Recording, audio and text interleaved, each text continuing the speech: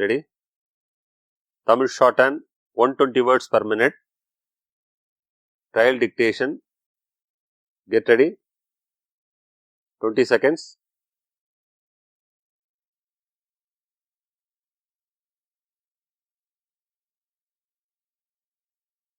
Ten seconds.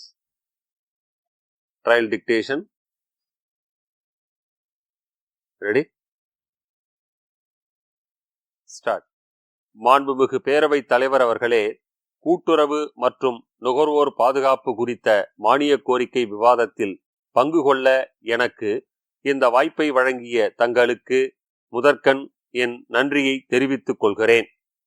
நோயற்ற வாழ்வே குறைவற்ற செல்வம் என்பது நாம் அடிக்கடி சொல்லும் ஒரு பழமொழி. நோயில்லாத வாழ்க்கைக்கு நாம் எடுத்துக்கொள்ளும் உணவு அடிப்படையாக விளங்குகிறது என்று சொன்னால் அது மிகையாகாது. அந்த வகையில் 50 வருடங்களுக்கு முன் நாம் கடைபிடித்த வாழ்க்கை முறை வேறு. அரிசி உணவை விட சோளம், கேழ்வரகு, சாமை போன்ற பல்வேறு சிறு தானியங்களால் செய்யப்பட்ட உணவை நாம் உண்டு வந்தோம். வருடத்திற்கு ஓரிரு முறை விசேஷ நாட்களில் மட்டுமே அரிசி உணவு சமைக்கப்படும். பின்னர் படிப்படியாக என்ன காரணத்தாலோ நமது உணவும் வாழ்க்கை முறையும் மாறி நாம் தினமும் விடாமல் அரிசி சோறு சாப்பிடும் நிலைக்கு வந்துவிட்டோம். உடல் உழைப்பும் குறைந்துவிட்ட நிலையில் இது நமது ஆரோக்கியத்தை பாதித்ததோடு சர்க்கரை நோய் போன்ற பல நோய்களை கொண்டு வந்து விட்டது. இந்த நேரத்தில் இதை நான் குறிப்பிடுவதற்கு ஒரு காரணம் உள்ளது. நமது விவசாயிகள் விளைவிக்கும் உணவு தானியங்களில் தற்போது நெல்லே பிரதானமாக உள்ளது என்பதை நீங்கள் அறிவீர்கள். நெல்லுக்கு அதிகப்படியாக தண்ணீர் தேவைப்படுகிறது. மேலும் பலவிதமான பூச்சிகளால் தாக்குதலுக்கு உள்ளாகிறது. எனவே மழை பொய்க்கும் காலங்களில் இடுபொருள்களுக்காகவும் பாசனத்திற்காகவும் விவசாயிகள் மிகுந்த பணத்தை செலவிட வேண்டியுள்ளது. இதனால் நட்டம் ஏற்பட்டு விவசாயிகளின் வாழ்வு பாதிக்கப்படுவதோடு தினந்தோறும் அரிசி சோறு சாப்பிடுவதால் பல்வேறு பலகீனங்களும் மக்களுக்கு ஏற்படுகின்றது. ஸ்டாப்.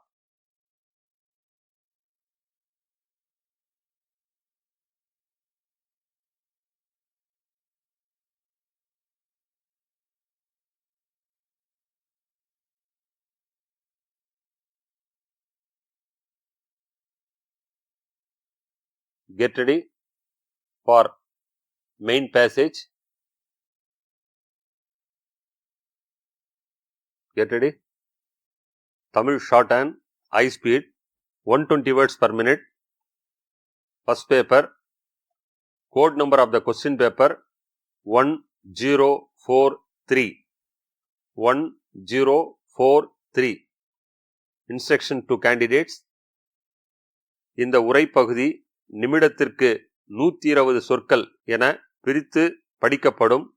படிக்கப்பட்டதை சுருக்கெழுத்தில் நீங்கள் எழுதி கொள்ள வேண்டும். சுருக்கெழுத்தில் எழுதி கொண்டதை அதற்கு நேரான விரிவெழுத்தில் நீங்கள் எழுதிட வேண்டும்.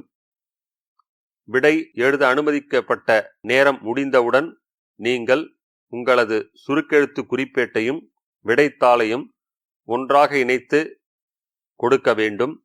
உங்களது சுருக்கெழுத்து திறனுக்காக 10 மதிப்பெண்கள் ஒதுக்கப்பட்டுள்ளன.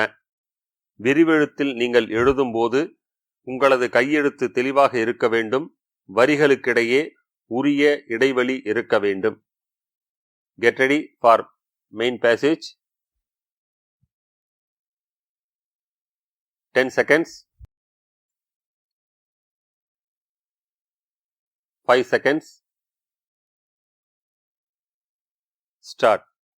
மாண்புமிகு முதலமைச்சர் அவர்களே, அமைச்சர் பெருமக்களே, இன்று உங்கள் மாநிலத்திற்கு வருகை தந்து உரையாற்றுவதில் நான் பெருமகிழ்ச்சி அடைகின்றேன். கூட்டத்திற்கு வந்துள்ள அனைவருக்கும் முதலில் எனது வணக்கத்தை தெரிவித்துக் கொள்ள விரும்புகிறேன். சொல்லப்போனால் நான் இந்த கூட்டத்திற்கு சுமார் 2 மணி நேரம் முன்னதாக வந்திருக்க வேண்டும்.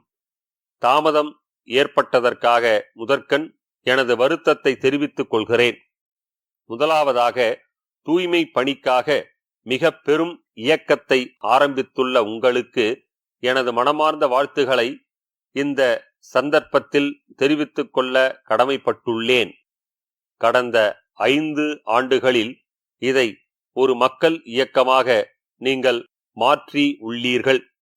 இதன் காரணமாக நாட்டிலேயே உங்களது திரிபுரா மாநிலம்தான் தூய்மையான மாநிலம் என்ற பெருமையை பெற்றுள்ளது. அடுத்தபடியாக மற்றொரு விஷயம் குறித்தும் நான் உங்கள் அரசை பாராட்ட விரும்புகிறேன். தொலைத்தொடர்பு மற்றும் ஏழை மக்களுக்கான வீட்டு வசதி ஆகிய துறைகளில் நீங்கள் மிகச் சிறப்பாக செயல்பட்டுள்ளீர்கள். இதற்காக எனது மனமார்ந்த பாராட்டுக்களை பதிவிடுகிறேன்.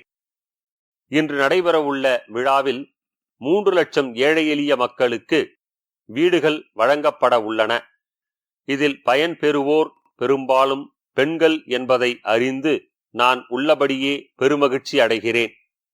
மாண்புமிகு முதலமைச்சர் அவர்களுக்கு என் நன்றியை தெரிவித்துக் கொள்கிறேன்.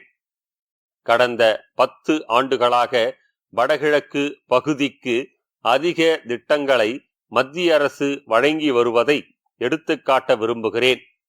இப்பகுதிகளை நாட்டின் பிற மாநிலங்களோடு இணைப்பதற்கு மத்திய அரசு பல்லாயிரம் கோடி ரூபாய்களை செலவிட்டு வருகிறது என்பதை சுட்டிக்காட்ட விரும்புகிறேன். அதேபோல இப்பகுதிக்கான மருத்துவ சேவைகளுக்கு அதிக தொகை ஒதுக்கப்பட்டுள்ளதையும் நினைவுபடுத்த விரும்புகிறேன். சாதாரண மக்களுக்கு தரமான மருத்துவ வசதி அருகிலேயே கிடைக்க வேண்டும். அப்போதுதான் மனித வளம் உயரும் என்று சொல்லிக்கொள்ள ஆசைப்படுகிறேன். மாநில அரசும் இதற்கு ஒத்துழைக்க வேண்டுமென்று கேட்டுக்கொள்ள கடமைப்பட்டுள்ளேன். மேலும் தேசிய சுகாதார திட்டத்தின் கீழ் இங்கே விரைவில் 3000 ஆரம்ப சுகாதார நிலையங்கள் அமைக்கப்பட உள்ளன என்று சொல்லிக்கொள்ள விரும்புகிறேன். அடுத்தபடியாக முக்கியமான விஷயம் ஒன்றை குறித்து உங்கள் கவனத்தை ஈர்க்க விரும்புகிறேன். இதுவரை வரலாற்றில் இல்லாத அளவுக்கு எங்களது ஆட்சி காலத்தில் இப்பகுதியில் சுகாதார வசதிகளும் சமையல் எரிவாயு வசதியும் வழங்கப்பட்டுள்ளது. இப்படிப்பட்ட திட்டங்களால் சாதாரண மக்கள், குறிப்பாக பெண்கள் அதிக அளவில் பயனடைந்துள்ளனர் என்றால் மிகையாகாது. அதே நேரத்தில் இப்பணி மேலும் தொடரும் என்று உறுதியளிக்க விரும்புகிறேன். மற்றொன்றையும் உங்களது கவனத்திற்கு கொண்டு வர ஆசைப்படுகிறேன்.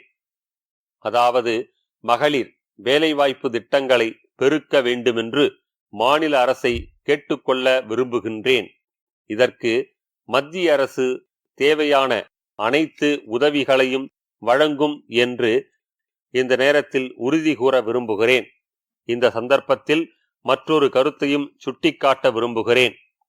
இம்மாநிலம் பழங்குடி மக்கள் அதிகமுள்ள மாநிலம். எங்களது ஆட்சி காலத்தில் பழங்குடியினர் நலனுக்காக சுமார் 80,000 கோடி ரூபாய் ஒதுக்கப்பட்டுள்ளது என்று கூறி இதனை உரிய முறையில் பயன்படுத்த வேண்டும் என வேண்டி விரும்பி கேட்டுக்கொள்கிறேன். அடுத்தபடியாக வன பகுதிகளில் எரிபொருள் மற்றும் சிறு வன பொருள்களை பயன்படுத்துவதில் பழங்குடி மக்களுக்கு பிரச்சனை இருப்பதாக அறிகிறேன். குறிப்பாக சில வனத்துறை அதிகாரிகள் மிகவும் கண்டிப்பாக உள்ளதாக செய்திகள் வருகின்றன. காலங்காலமாக வனங்களை நம்பி வாழும் இவர்களை கனிவுடன் அணுக வேண்டும் என்று கேட்டுக்கொள்ள விரும்புகின்றேன். நிறைவாக மேடையில் உள்ள பெருமக்கள் அனைவருக்கும், சிறப்பான இந்த கூட்டத்திற்கு வந்துள்ள உங்களுக்கும் எனது நன்றியையும் அன்பையும் தெரிவித்து இத்துடன் எனது உரையை நிறைவு செய்கிறேன்.